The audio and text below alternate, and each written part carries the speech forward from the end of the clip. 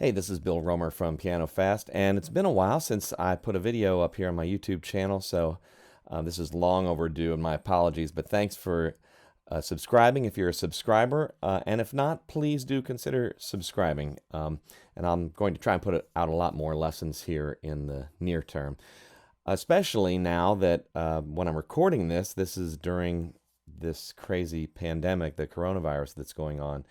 So it's stressing a lot of people, myself a little bit included, I got to admit. So I wanted to get back to the piano, which has always been a source of comfort for me and for a lot of people. It's, kind of the friend that sits there, never argues with you or talks back, is just ready to help you relax and relieve some stress and enjoy music. So I wanted to show you some simple ways to do that at the piano, some very simple ways. And so I'm going to jump right into it here. I got a lot of ideas for you today, and hopefully you can go back and rewatch this video because I'm going to go through them pretty quickly. But we're going to take it way back to really simple things. So if you want to just sit down at the piano sometime in the middle of the night with your headphones on, if it's a keyboard like I am now, or your piano if there's nobody else around, and you just don't know what to play or you can't get any ideas, hopefully this video will help you. So let's just start on the white keys. Great place to start with a C bass, all right? And I like octaves, and I like it fairly low. So here's middle C. So let's go down here so we get a nice bass. This C, to me, is still a little bit thin, but this one gives some nice depth, and this one you maybe can't see way down here, maybe a little too deep sometimes. So this is a nice one, 2 octaves below middle C. And we'll just hang on that octave for a second, and we'll just come up with some rhythm if we want, or we can just play around and bounce back and forth between these two notes.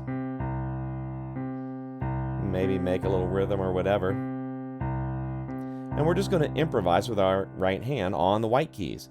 And one of the first things we can do is just start on that C we're playing. Right? Simple enough. Now let's add some other notes in. To me, a logical one that fits my hand is this G in here, right in the middle.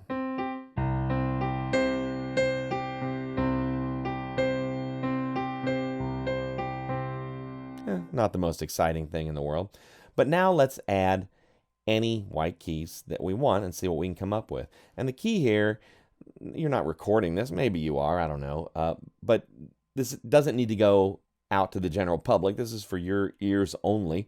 So you can play whatever you want, and you'll begin to see, or hear, I should say, over time what sounds good to you and what notes sound nice.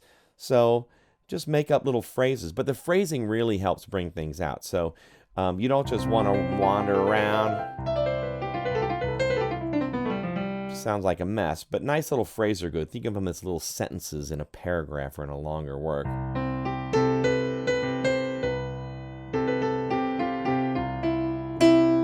There's a nice note. That happens to be the 3rd in the key of C, in the middle of a C major chord. And that G is the 5th. But again,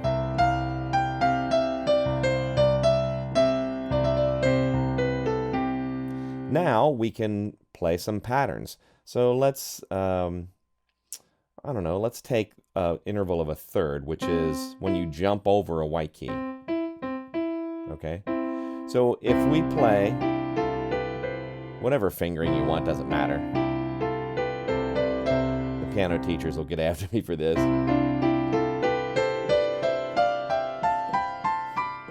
One of the things I used to was intervals of 3rds in scales. But it doesn't matter, you're just playing around here.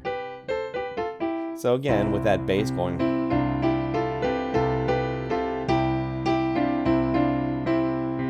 like that.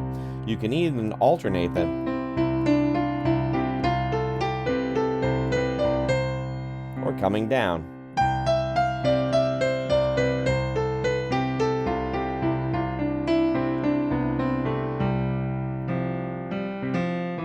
And then put other notes in there to finish a phrase out. But it doesn't have to be a 3rd, it can be a 4th. So put 2 white keys in the middle. And play them together if you want. Interesting sound.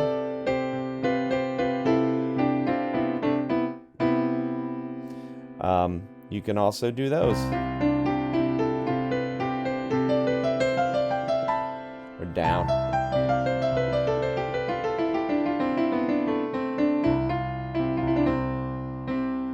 Or a fifth, so C up to G. Kind of a little dissonant. Same deal.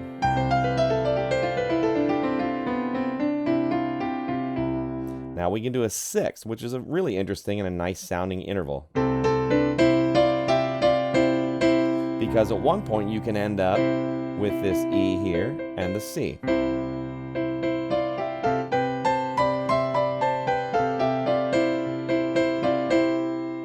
Or again, intervals, alternating.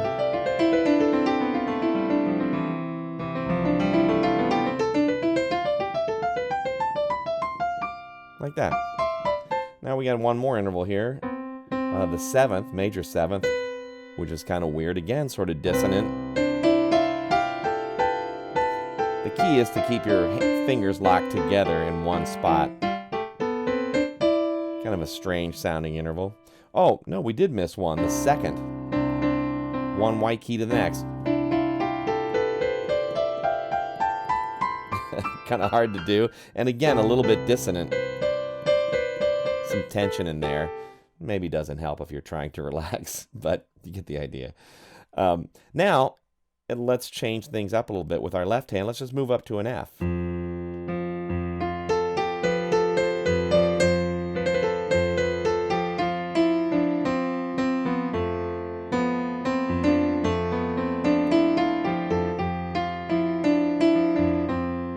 And back to the C again.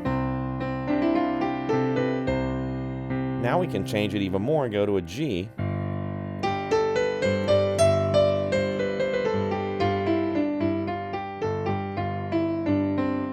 Back to the C. Just like that.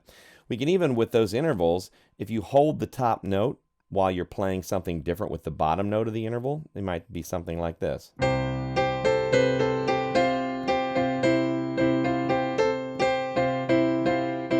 Even roll up.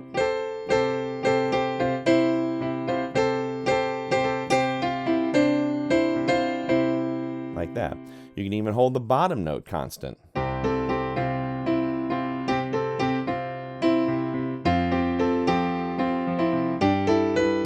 Whoops.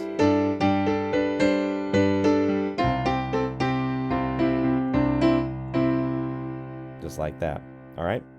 Now, let's do something interesting. My godmother, as it turns out, years ago, she used to play by ear and she'd only play the black keys, which she didn't read music or anything, but I always thought that was really interesting. And now I sort of understand it because the black keys are a pentatonic scale.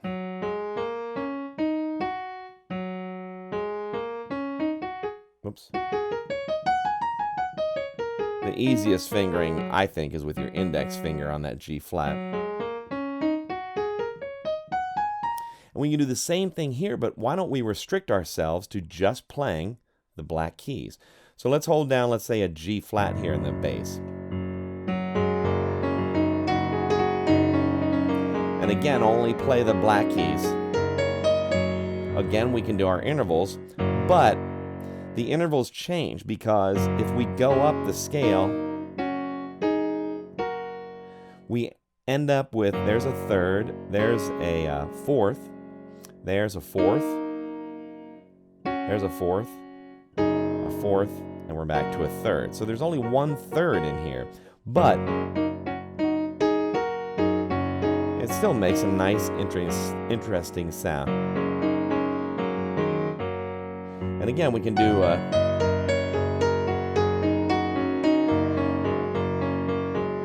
now if we move up to the D flat in the bass,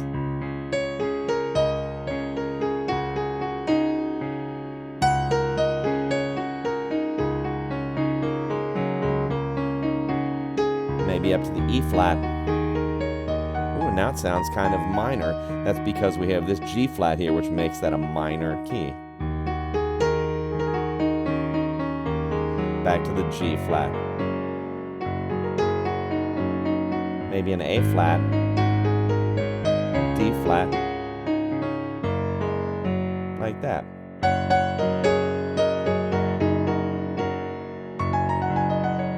That's a little more difficult than the white keys.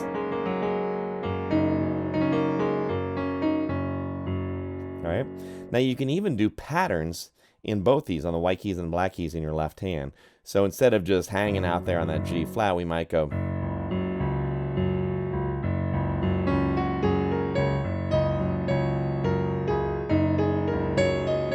Or something simple. Or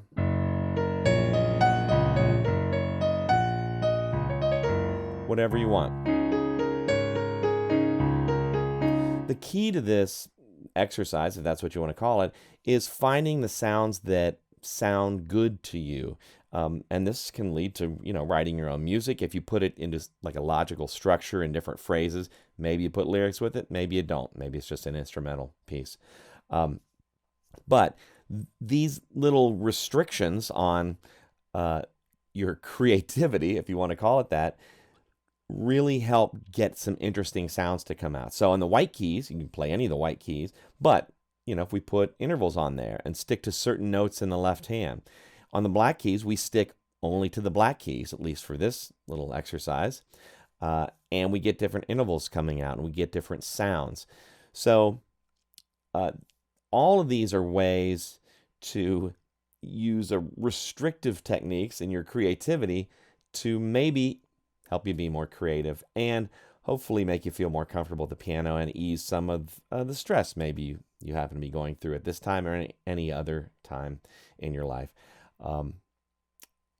I know over the years I've tried to sit down and just force myself to come up with write a song or something like that, and it doesn't always come that easily. But if you have little exercises like this, it can help, and it's just relaxing and I think therapeutic to do things like this. So I hope you enjoyed this little video. Again, this is Bill Romer from Piano Fast.